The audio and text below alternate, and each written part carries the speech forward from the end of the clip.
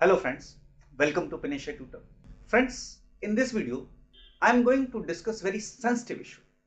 कहते हैं अगर आप पहले 3 अटेम्प्ट में पेपर पास कर लो यूपीएससी का तो कोई दिक्कत नहीं होती, आप बहुत आराम से निकाल लेते। लेकिन after third attempt this became very challenging. कहते आस पड़ोस, your family members, your friends सब आपसे पूछ रहे होते हैं, आप खुद पूछ रहे होते हो अपने आप से। You are asking this question to yourself कि यार मैं कहाँ रह गया, क्या वजह है जो आज मैं रह गया। ये सवाल आप अपने आप से पूछ रहे होते। फ्रेंड्स, इस सेंसिटिव इशू के साथ में आया हूं। मैं जब यूट्यूब पे सर्च कर रहा था तो देखा कि बहुत सारे वीडियोस हैं about how to prepare for UPSC, क्या स्ट्रेटजी होनी चाहिए यूपीएससी के लिए।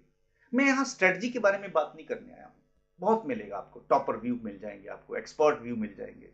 मैं आपके पास एक अलग पॉइंट को डिस्कस करने आया हूं कि इवन आफ्टर थर्ड अटेम्प्ट जब आपका पेपर नहीं पास होता, पीटी यूपीएससी का नहीं पास कर पाते हो और फिर भी still you want to clear this paper, still you are dreaming about it, इसका मतलब है आपके अंदर जोश है, आप कर सकते हो।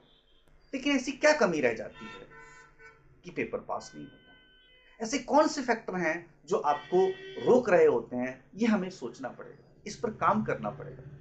अगर आप इस वीडियो को यहां तक देख रहे हो, इसका मतलब डेफिनेटली आपके अंदर वो आग है, आप चाहते हो पास करना। फ्रेंड्स, इसी सेंसिटिव पॉइंट को मैं डिस्कस करने आया हूं। ये आज का नहीं, मेरा बहुत सालों का एक्सपीरियंस है। मेरे क्रेडिट में वो स्टूडेंट्स हैं जिन्होंने जो थक गए हैं, थर्ड अटेम्प्ट फोर्थ अटेम्प्ट के पास नहीं निकाल पाते, उनको पेपर पास करवाया है मैंने। और इसी एक्सपीरियंस के साथ मैं आपके साथ बात करना चाहता हूं। जनरली आपने देखा होगा कि हर कोई कहता है यार अगर आपका आईक्यू अच्छा है तो you can clear this paper.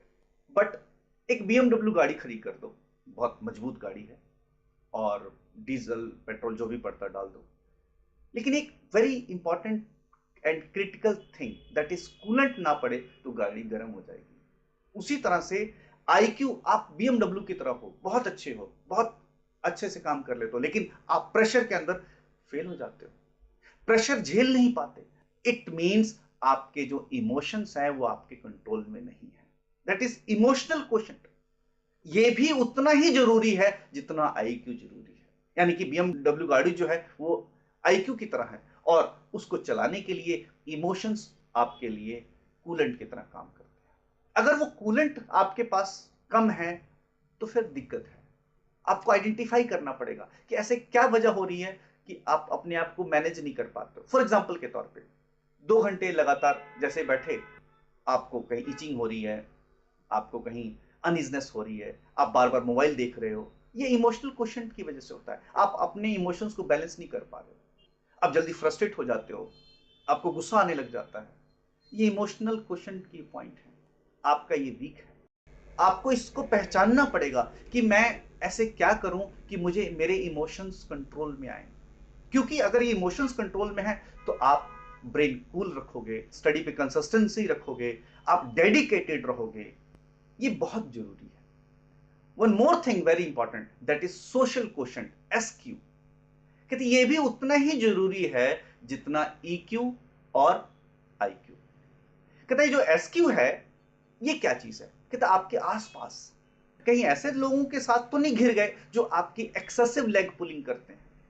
कहते इफेक्टिव क्रिटिसिज्म ऑफ कोर्स चाहिए होता है, हर किसी को इफेक्टिव क्रिटिसिज्म, इवन आप मेरी भी कर सकते हो, होनी चाहिए। बट आप कहीं ये तो देखो, कहीं कोई जानबूझकर तो आपको गिराने की कोशिश नहीं करता। आप फिर उन लोगों को अवॉइड करो, ये इसका एक सोल्यूशन है। और ऑफ कोर्स अगर आपके इमोशनल क्वेश्चन ठीक है तो आप उन लोगों को मैनेज तो कर लोगे, लेकिन कहीं ना कहीं हमारे थॉट प्रोसेस पे जब वो लोग इंपैक्ट डालने लग जाते हैं, इन्फ्लुएंस डालने लग जाते हैं, तो हम कई बारी उनके झांसे में, उनके इन्फ्लुएंस में आ जाते हैं। जैसे कि उसका तो पेपर पास हो गया जी, तुम्हारे दोस्त का पेपर पास हो गया, तुम्हारा नहीं हुआ, तुम नहीं पढ़ते हो, क्या करते हो, इतने साल हो गए। ऐसे कई सवाल तीखे जो चुभने वाले होते हैं, जो झकझोरने वाले होते हैं, वो आपके सामने आ जाते हैं। कहते आने भी चाहिए, ये नहीं कि नहीं आने चाहिए, आने चाहिए, लेकिन एक्सेसिवनेस नहीं होनी चाहिए। जिस तरह से हमारे मूड होते हैं, हैप्पी होते हो तो आप खुश होते हो, स्माइल होते हो, व्हेन यू आर क्राइंग तो दुखी होते हो, आंखों में से आंसू होता है, व्हेन यू आर सैड तो आप उदास होते हो, कम बात करते हो, व्हेन यू आर एंग्री तो आप चिल्लाते हो, गुस्सा, कहते हैं ये मूड के साइकिल्स होते हैं। उसी तरह से एक्सेसिव क्रिटिसिज्म के साथ साथ पॉजिटिविटी भी तो होनी चाहिए। तो आपको पॉजिटिविटी अगर वहां से नहीं आ रहा तो दिक्कत है।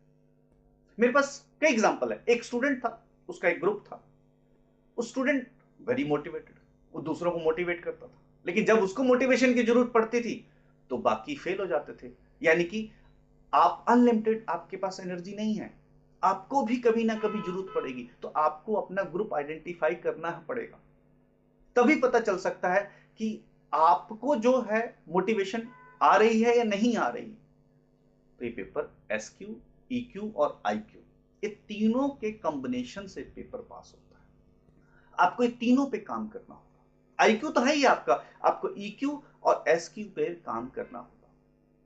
आपने बहुत सारी स्ट्रेटजी सीखी है, आईएएस कैसे तैयार करना चाहिए, बहुत सारे वीडियो भी आपने देख रखी होगी, बहुत सारे टॉपर्स के इंटरव्यू भी देखे होंगे, मैं उस पर नहीं जाना चाहता।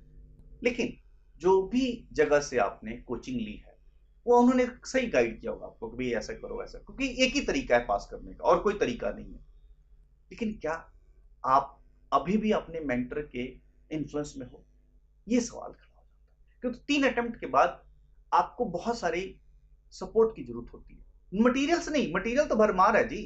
अब मुखर्जी नगर, राजेंद्र नगर, कहीं पे भी बैठ जाओ, बहुत सारा मटेरियल है। आप ऑनलाइन देख लो, बहुत सारा मटेरियल है। आपको सपोर्ट इमोशनल चाहिए, आपको सपोर्ट सोशली भी चाहिए। तो क्या आपका मेंटर है जो आपको इस भंवर में गाइड कर सके? फ्रेंड्स, एक लॉजिक समझो, मैं भी आपको 180 डिग्री से ज्यादा नहीं देख सकता, और मैं अपने आप को भी थोड़ा ही देख सकता हूं। लेकिन इसका ये मतलब नहीं है कि पीछे अभी भी हिस्सा पेंडिंग है। 360 डिग्री का ओवरऑल सर्कल बनता है, अभी भी 180 डिग्री है जो मेरी अपने आंखों से पीछे है, नहीं देख पाता हूं। उसी तरह से हम सब हैं कि हम थोड़ा ही देख पाते हैं अपने आप को, लेकिन हमें लगता है कि हम सही हैं, मगर हम कई बार सही नहीं होते हैं। तो इसीलिए ऐसे इंस्टीट्यूट को ज्वाइन करो, ऐसे मेंटर को ढूंढो जो आपको पर्सनली गाइड कर सके, जिसके पास वक्त हो। आज तो चलन ऐसा है, ऑनलाइन का जमाना है, न्यू नॉर्मल है। पहले लोग कहते थे अरे मोबाइल चलाई जाता है, आज कहते बेचारा सारा दिन मोबाइल में रहता है, आंखें खराब हो जाती हैं, आंखें दुखी हो जाती, आंखें दुख जाती हैं बेचारे की।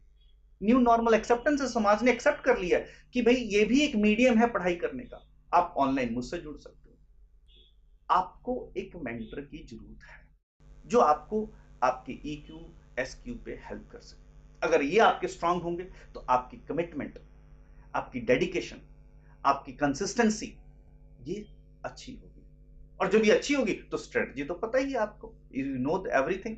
स्ट्रेटजी को तो आप जानते हो, हर चीज आपके टिप्स पर है। क्यों? क्योंकि अभी तक आप इस वीडियो को देख रहे हो, इसका मतलब है कि आप बहुत ज्यादा सीरियस हो। फ्रेंड्स, और भी हम कई बातें करेंगे नेक्स्ट वीडियोस में। अगर आपको ये वीडियो अच्छी लगी तो आप इसको लाइक कर दें, ज्यादा अच्छी लगी तो अपने फ्रेंड्स को, अपने फॉलोअर्स को फॉरवर्ड करें। और मैं नेक्स्ट सेशन में एक और वीडियो बनाऊंगा कि हम अपने ईक्यू और एसक्यू के लिए फर्दर डेली क्या करें। और अगर आप लोग कहेंगे तो मैं अपने स्ट्रेटजी भी बताऊंगा आपको कि इस पेपर को पास करने के लिए आप क्या स्ट्रेटजी अपनाओ। आज के लिए इतना ही। Thank you friends. फ्रेंड्स, अगर ये वीडियो अच्छा लगा तो आप बेल आइकन को प्रेस कर दें ताकि रेगुलर वीडियो मिले। और आप हमें कांटेक्ट भी कर सकते हैं ईमेल पर, जीमेल के थ्रू, फोन भी कर सकते हैं आप हमको। Thank you.